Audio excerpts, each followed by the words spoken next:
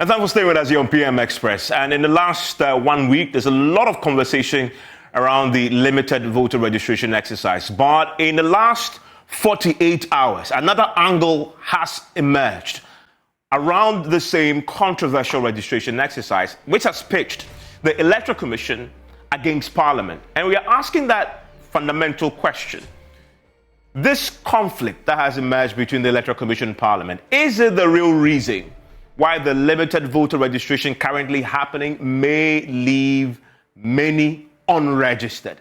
If you listen to the Electoral Commission, they believe this conflict is the reason why people may be unregistered. And we will hear from the EC chairperson shortly, because he raises questions about budget. He raises questions about Parliament's refusal to approve the CI that meant that when they had planned to roll out this particular process, they had planned it to be continuous, which means that you didn't have to do it within a certain period of time, not in 14 days, not in 21 days, but continuous. So you can wait and walk to the EC's offices any time of your choosing and do it. But because Parliament did not approve that CI, that budget wasn't there to do what everybody's asking for. And so this is what they can do within the constraints, because they have not budgeted for it, because Parliament didn't allow them to proceed with what the initial plan was. Okay, so is that the real problem here? We're going to dissect that for you tonight. And let's do that, because there's a few things that I want to bring to your attention. And I'm just talking about the CI there. And Mamalang Jiminsa articulates that quite eloquently, because he has some 6 months this year to register voters at any time of their choice, right? And that CI was going to be laid out and indeed make it possible for people to do this. If we look at the 2023 limited voter registration exercise, the EC's reaction has been very strong, right? They made the point that a new CI proposes continued registration in district offices, right? And that's what I was explaining earlier, which is the fact that you can walk in the day and do your thing, and so you don't have to struggle. And this is also not the only registration exercise that will happen prior to the 2024 elections, because the EC had said that next year you will have another registration exercise. Now, they are only saying that because they are anticipating that Parliament will play ball and pass the CI, this controversial constitutional instrument, that will make it possible for this to happen. Now, the big question is, what if Parliament doesn't do it? What if? Because it may eventually come to the plenary for a vote. And there's a lot of uncertainty around that. But EC is banging his hope and saying that, listen, anybody who is unable to register in the limited registration exercise currently for the district level elections, don't worry. Next year, we'll have another round for you. But that is dependent on that ECI passing, right? So that's a very important point to do. And then secondly, in difficult to access areas, the EC says they will identify the areas and do a mop-up. But that mop-up may not happen this year, right? And that's another key thing here, because if you're talking about 2024, what about the district level elections? Now, also, EC does not intend to disenfranchise anyone. This has been the EC's fundamental response to all the key questions that had emerged over time. Now, and I find this also interesting, because if you look at the target that EC sets itself when it came to how many people they wanted to register in this exercise, initially, it was 1.35 million. And then this was revised down to 700,000. We don't know exactly why yet, but the EC itself has been realistic in targets as far as how many people they want to register. And they've given themselves the 3-week period to do this. And they are confident that they will meet this target, this 700,000 people, they will meet it. The locations, as you know, is 268 district centers across the country. What do you need? Passport, driver's license, national identification card, existing voter identification card, and 2 guarantors. And that is where the controversy has been. However, if the CI is passed, though, you're only going to have this. You're not going to have the national identification card from the NI as a sole document. And this versus this is where Parliament is not willing to play ball, because Parliament is congregating around this. Allow the guarantor system. But the EC had said that many people have been arrested, abusing this particular process. And what is happening in the limited registration exercise is the proof that you need this to get the system right, which is the EC's fundamental argument. But now you can use any of this to do your registration exercise. Now, we've also heard from my good friend, Dr. Sribo Kwaku, on this, and those hard-to-reach areas, he says, they'll find a way to access the district offices for registration. He says, well, for next year, you have to wait for next year for your turn. As I've explained earlier, EC is very determined and more concerned about the sanctity of the voters register, not just quantity. It also has to be really good and stand the test of time. Now, the Commission shall also revise the register of voters annually and may revise the register of voters for each electoral area within the period that the Commission shall determine, which is, in essence, the current CI that exists that the EC is working with, a CI 91 Regulation 30. And that is the basis for what we're seeing right now, and that the Commission indeed shall also designate registration centers for the purpose of registration. So they have the sole right, sole authority to designate these centers. And they shall designate any place it considers appropriate. And that's why you see places under trees, etc., where people go and vote. Now, in designating the place, however, it had to do a few things. It shall take into consideration, one, the suitability of the place for use as a polling station. They also have to consider the accessibility of the place, and then also consider the accessibility of the place. The accessibility, as defined by some, is distance. Is another key thing, right? And that is what the issue had been, that when you look at accessibility, a lot of the places that they've chosen is inaccessible because of distance. But is that really the case? Considering what the EC plans to do next year, getting more people involved. Now, if you look at the limited voter registration exercise, by the way, and I find this particular graph here very interesting, because when we started on day one, we have 12,000 people registering just on day one. And then on day two, we have 26,000 people registering. On day three, we have 28,000 people registering. On day four, 30. And as we go along, you see that the numbers gradually increases, with the exception of the slight drop on day four. But if you go to day five, then it jumps again to 42,000. And you go to day six, 42,000, slight increase also. And then the last day of day seven, 46,000. So it is a gradual climb that shows up, irrespective of the concerns that you've heard from the minority, of the concerns that you've heard from some civil society organizations. You have a situation where many more people incrementally are turning out to register, to the point where we are currently standing at 229,470 people in just 7 days. Now, if you do the maths, comparing this number, the overall figure on day 7, to the target of 700,000, they've so far done 32% of that 700,000 in just 1 week. If you do that math, the conclusion is EC is well within time to meet its target. And this is incontrovertible. If they are well within time to meet its target, then what is really the concern of the minority and the civil society groups? Because the target is 700,000. They are within time. They've done 32% already in the first week alone. With 2 weeks to go, they are well within time. So the people they've targeted all will be registered, and possibly even more, if you go according to this, assuming this climb is maintained. And so that is an assumption there that you have to factor into the equation. Now, this is, for me, a very important point to observe as we proceed. And another thing that we also picked up on over time, in terms of building the historical trends in this, the numbers have consistently gone up, and you expect that as we go into the 2024 elections, you see another jump in the numbers, because every year it goes up. Every year it goes up. And in the years, and this is interesting, the years where the voter turnout tends to dip below 70%, you have a change in government. And so you begin to see that, if you see in percentage terms, it tells you the story, right? And so that's a key thing we are going to watch in terms of when you come to turnout. That will tell you a story. But in terms of this people registering, a lot of people register. But when it comes to turning out, the link between registering and actually showing up to vote, that is one that we'll watch very closely here on your election headquarters. So you begin to see the issue. What really is the EC's point?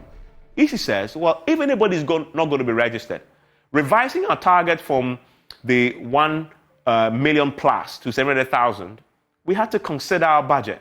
And Parliament was really at the heart of frustrating that process that would have allowed everybody else at your own convenient time going out there to vote. Is that the case? And how can does Parliament first accept that blame? And how will they fix it? My guess after this.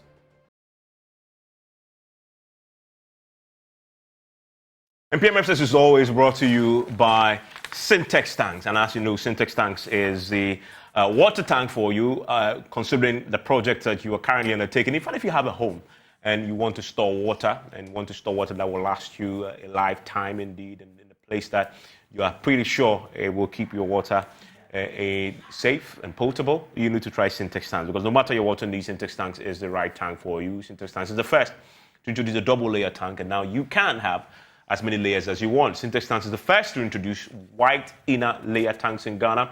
We now introduce to you the customer specs order, which lets you order any color and size of preference. Syntex Tanks gives you the longest warranty of 7 years, which no other tank gives you in Ghana. So whatever your water consumption, size of project or demand, choose Syntex Tank indeed. We have agents nationwide, and you can call them 0244-335-168 or shop online at syntexgh.com. Syntex Tanks are strong.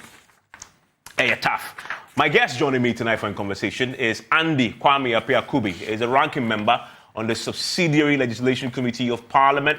Also joining us is Dr. Kwesi Amakye-Boateng. He's a political science and governance lecturer at the KNUST. He is in the middle because sandwiched right there on the other side is Roxy Nelson Daffy-Amekbo. He's a Constitutional Legal Affairs Parliamentary Affairs Committee member as well. And they've all been scrutinizing this particular CI. And I have two of the members of Parliament with me, including the key voice on that committee. And I want to start with something that Madam G. Mensah says.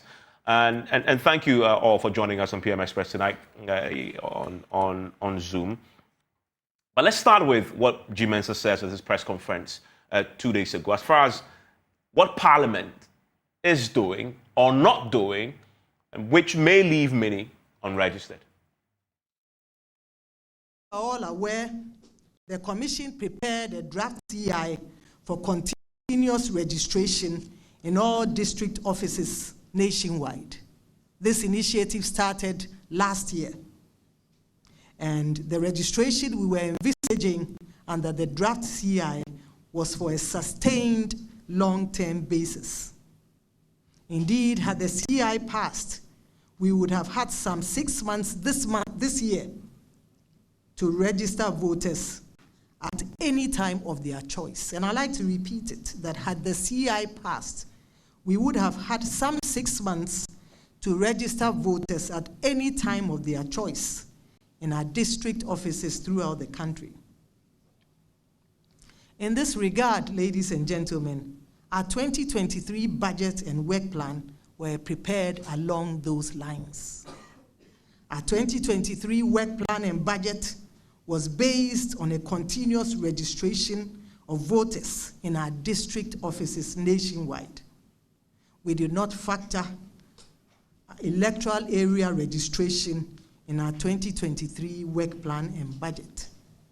Hence, our adoption of this method in line with our budget and our work plan, as well as our long-term plan and vision.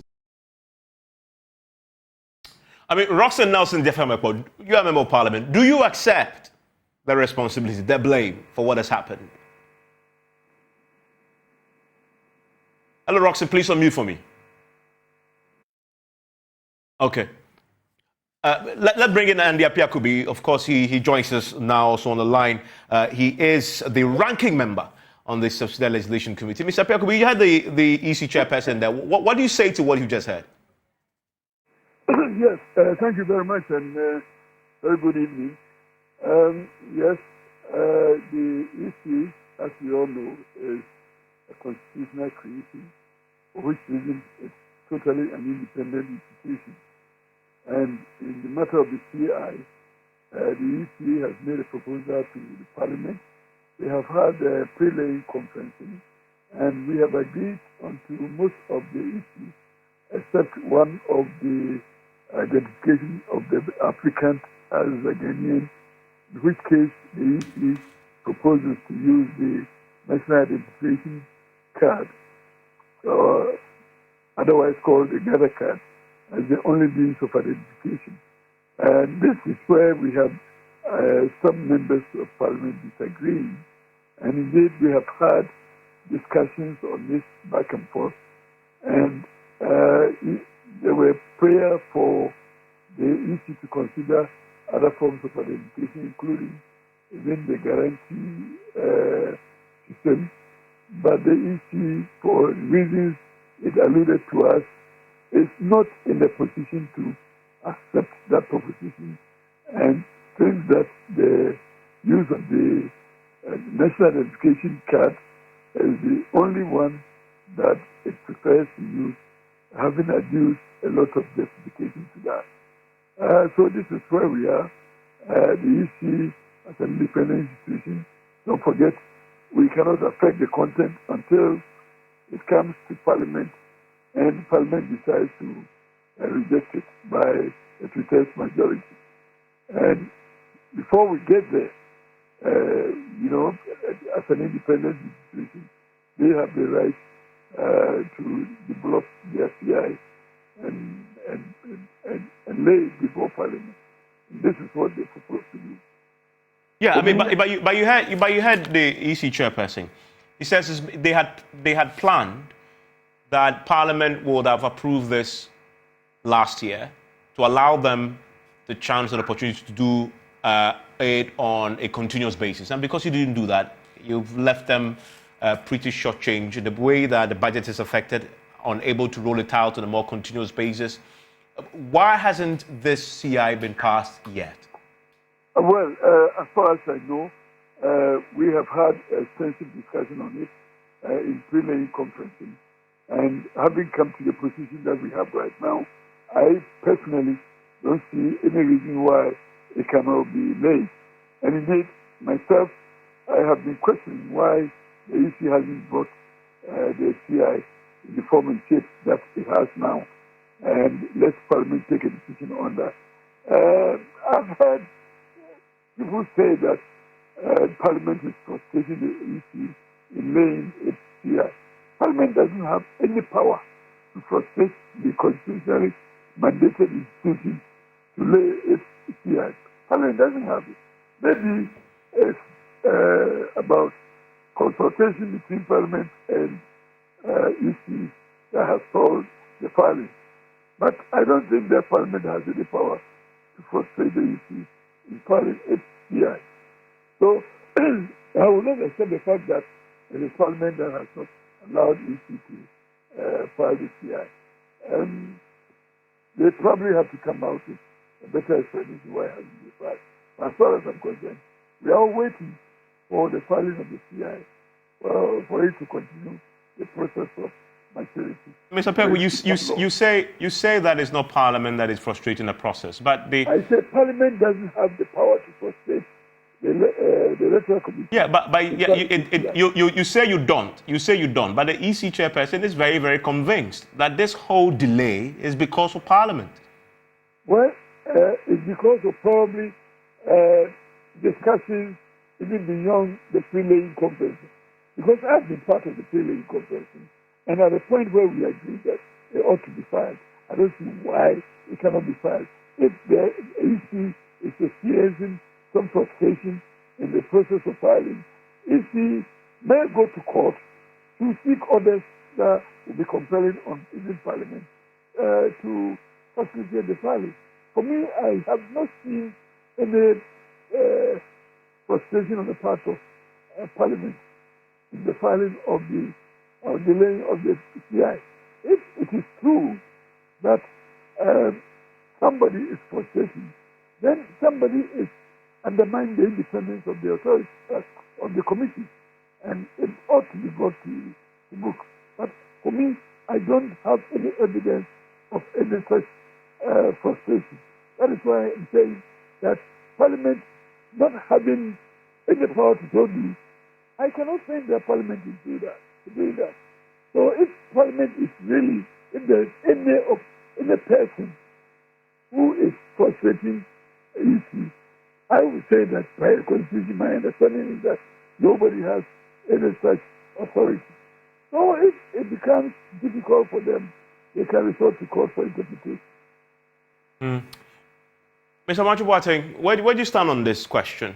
This conflict that the EC has isolated as a real basis for this particular challenge is pitched them against Parliament. Is that a fair characterization of the problem, that Parliament is to blame for this, as the EC has articulated?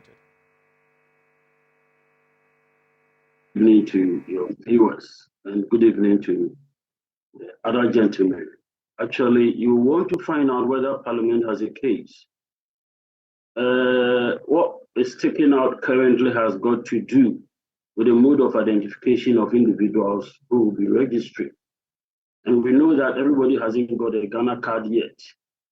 And I remember when this conversation, came up.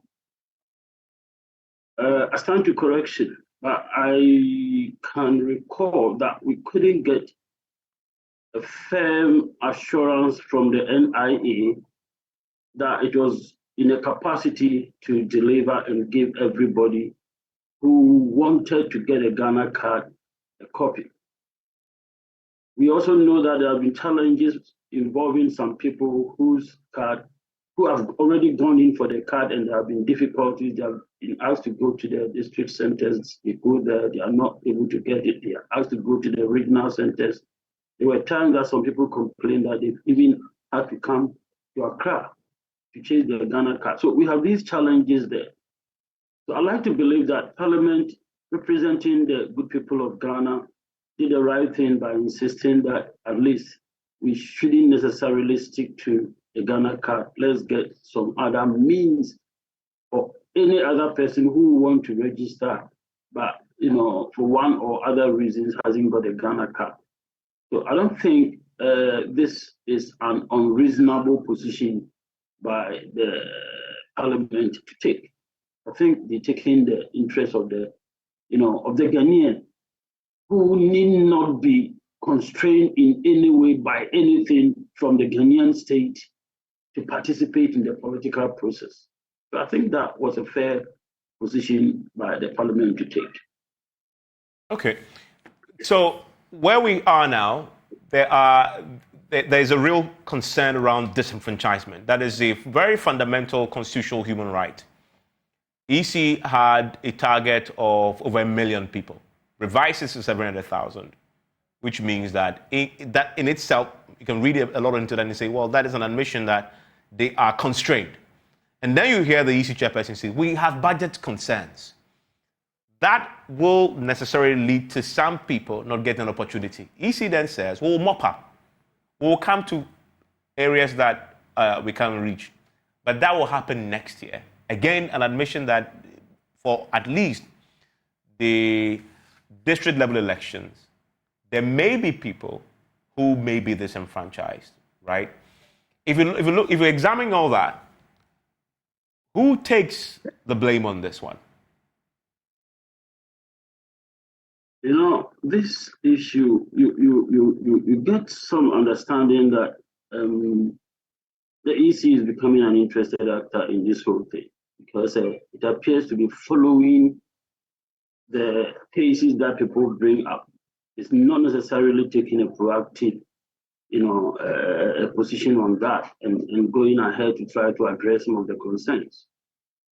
The budgetary concerns the EC raises is an interesting thing, because the argument there is that had the CI been passed, then we'll have 6 months to go through the whole exercise, and that the budget we made took into consideration and understanding that the CI was going to be passed. I mean, why do you go ahead of yourself and take things for granted when, right from the very word go, civil society organizations, political party organizations, greater members of the Ghanaian society raise concerns about the chances of some people not getting the opportunity to register if we stick to the Ghana card alone. Right from the very word go, these issues came up. And then you go ahead and tell yourself that, we premise our actions on a CI being passed. You get an impression that, someone is using that even to blackmail the people of Ghana. You get that impression. You get an impression that, the organization has become an interested, actor in a way, in not getting people, to exercise their fundamental rights, and coming up with all sort of reasons that appear to some of us as afterthoughts. People come out with concerns and then they look at it and then come up with reasons. But right from the very word go, they didn't cite this case of budgetary concern. They did it. It's only, people came up with various challenges, establishing a very strong case against the EC's even current stance that is taken to the district offices. And it's clear that, there are some, areas that many people will not have the opportunity. And it's interesting that we have in mind, some specific areas. Here in Kumasi, for practical challenges. Many people are not going to be able to go to the district center to register. They simply don't have. Yeah, but the EC had said, and I want to bring in Roxanne Afema point to the conversation. The EC says, yes, if you are one of those affected, don't worry, we'll mop it up. We'll mop it up next year. Let me bring in Roxanne Afema, who joins us now. He's also on the Constitutional Legal Affairs Committee in Parliament, and he is on the NDC side.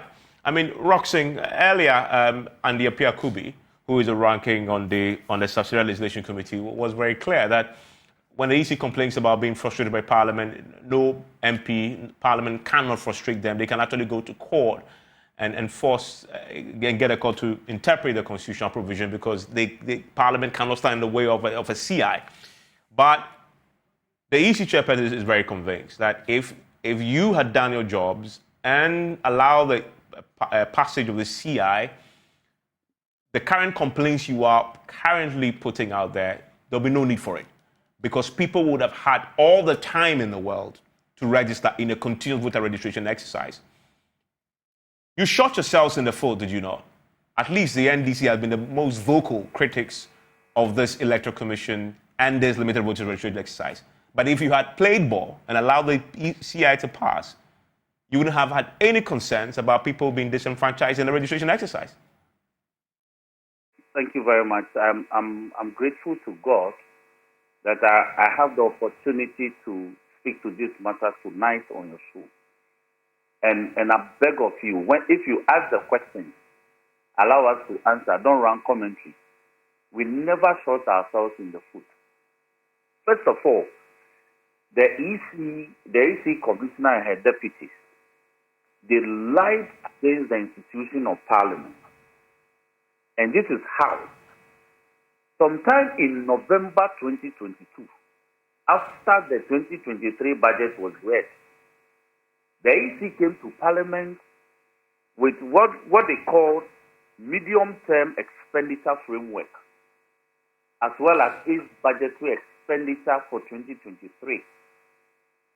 The MTEC runs from 2023, 2024, 2025, 2026 as its work program. Parliament never tinkered with even us in that work program. In addition to that, Parliament approved the budget that the EC asked for. The EC actually asked for as much as 386,047,606 Ghana cedis as its budget for 2023.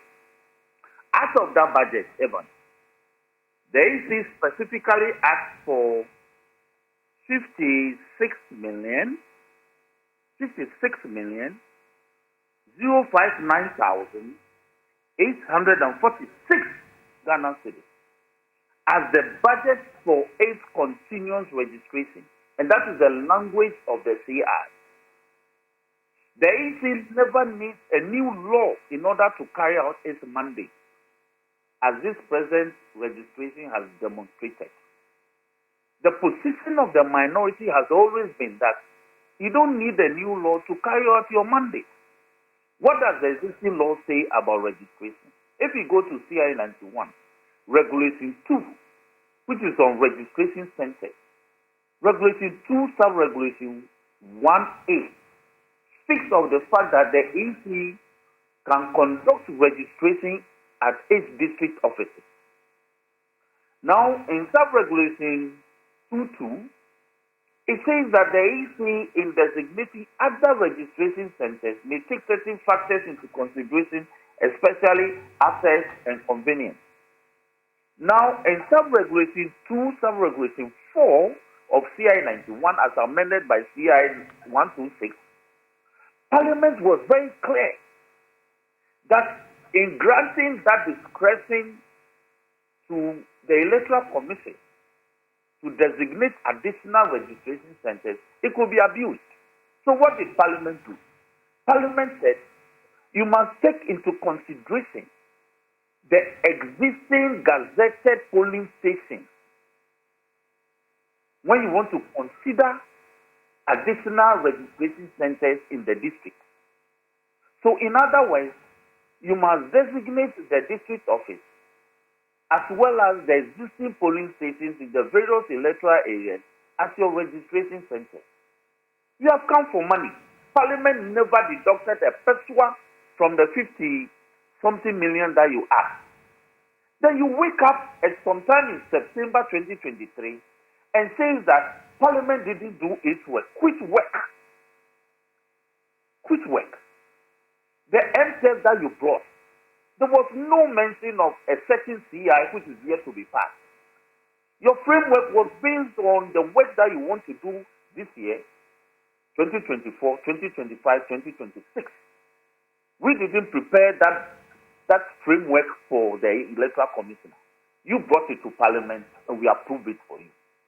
So no member of Parliament is happy about the utterances of the of the EC regarding Parliament, claiming that Parliament didn't do its work. What did EC want to do with the new CI? The EC wanted to say in the new CI that apart from the Ghana card, which is only one source of identification document in the existing CI, no other document should suffice. But you see, she's forgotten. She's refused to read the Constitution.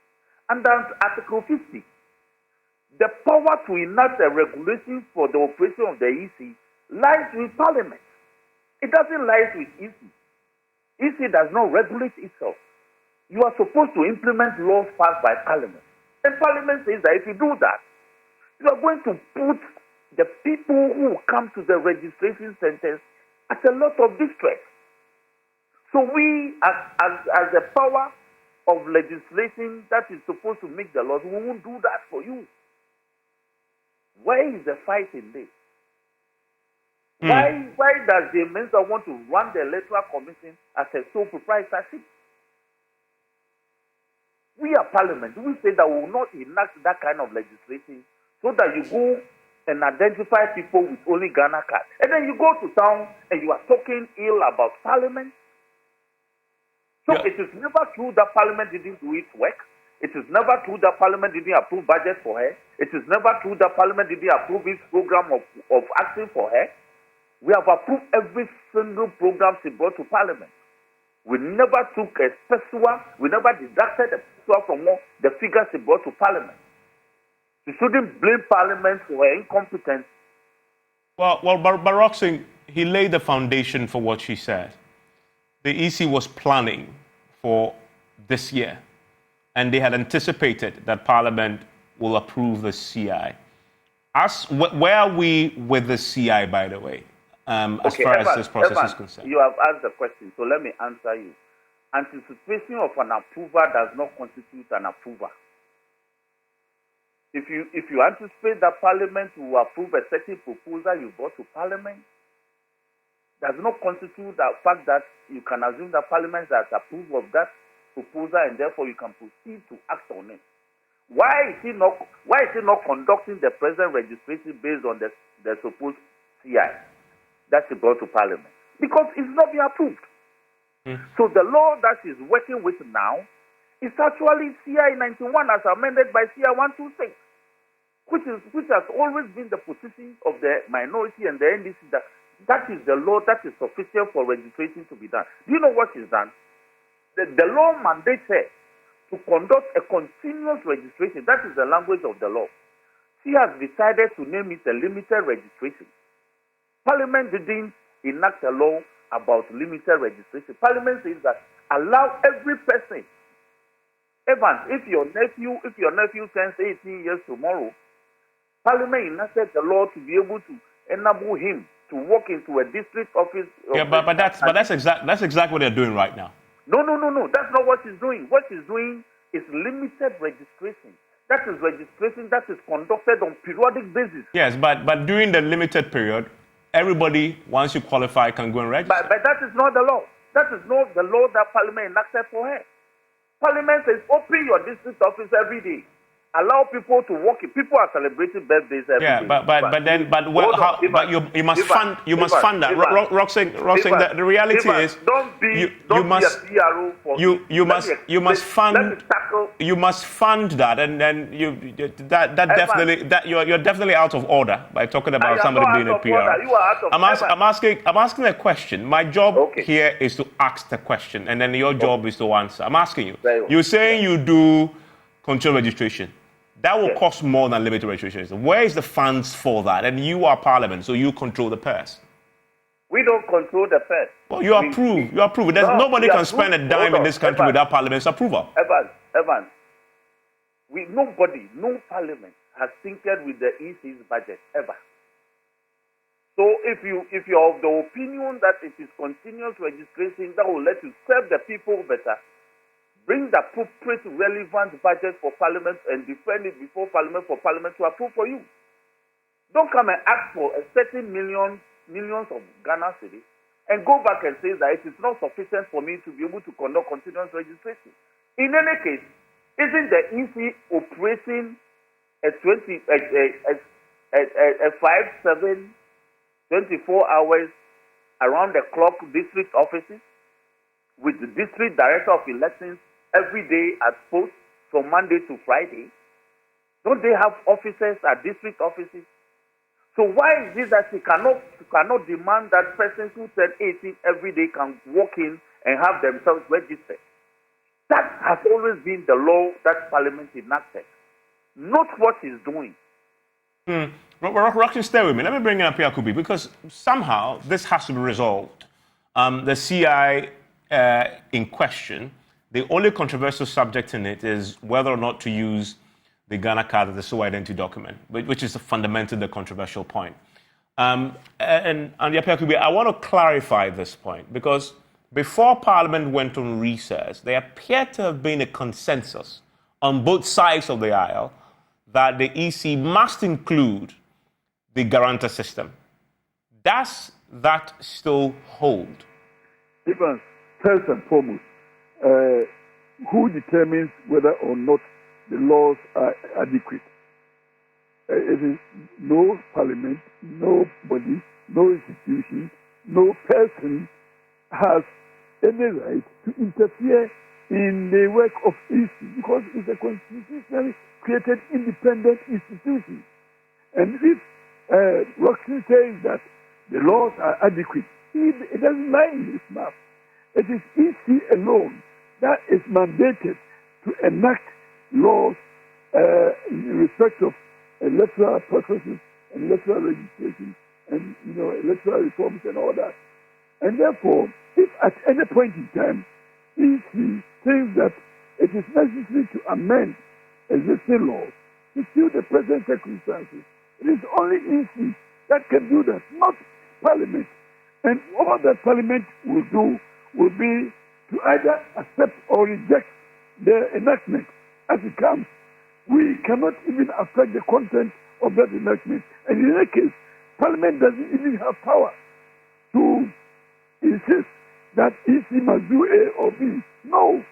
It is that if EC brings the enactment and it doesn't pass our test as Parliament, we need 2/3 of parliamentary majority to reject it. But not for us to suggest. We can advise. But even for the case of Ghana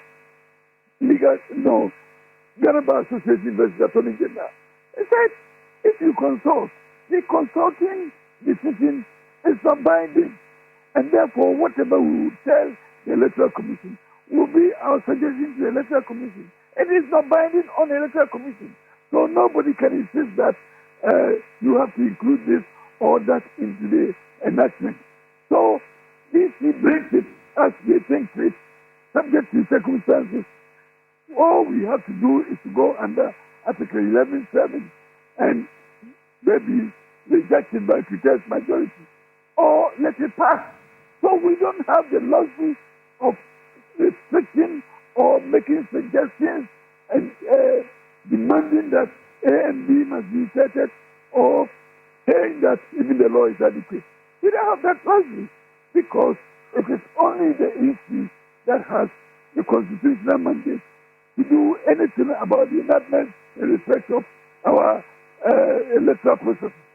So some people are seeking to pray to the gallery and saying that it is not reasonable to include it or to eliminate it. Who decides what is reasonable? It is not about reasonability. It is about constitutionality. So you have a constitutional power to say that you must include it before it passes. You have the constitutional power to say that we will not allow it to lay. You don't have it. So all that the Constitution gives you as another independent body, be it the Parliament of Ghana, is for you to vote against it and vote it out. Okay, I want to bring in. I just have a couple of minutes to wrap up on it. Let me quickly pick the thoughts of Roxing on that point you just made there. Roxing, do you accept that you have no say in this until it comes to the plenary for a vote? I'm very sorry that my senior at the bar and my colleague in Parliament will speak in the manner that he has just spoken in respect of Article 50 of the Constitution. Let me, Evan, for purposes of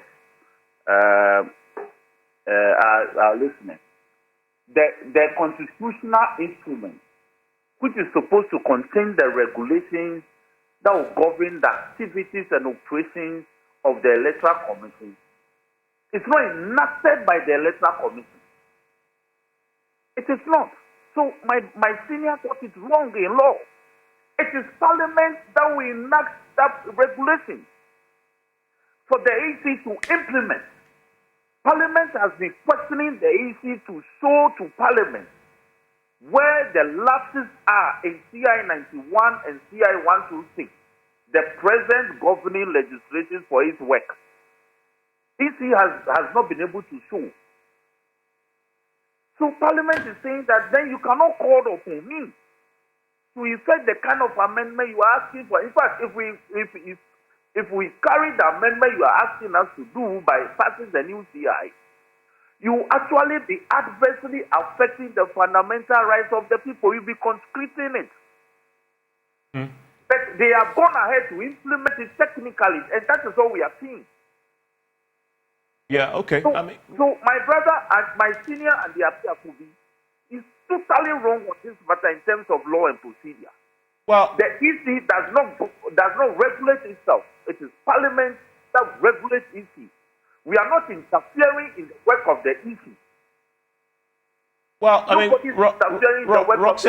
Roxing and Apiakubi, the beauty of this is eventually Parliament will have the final say when it comes to the plenary, if it must come to the plenary.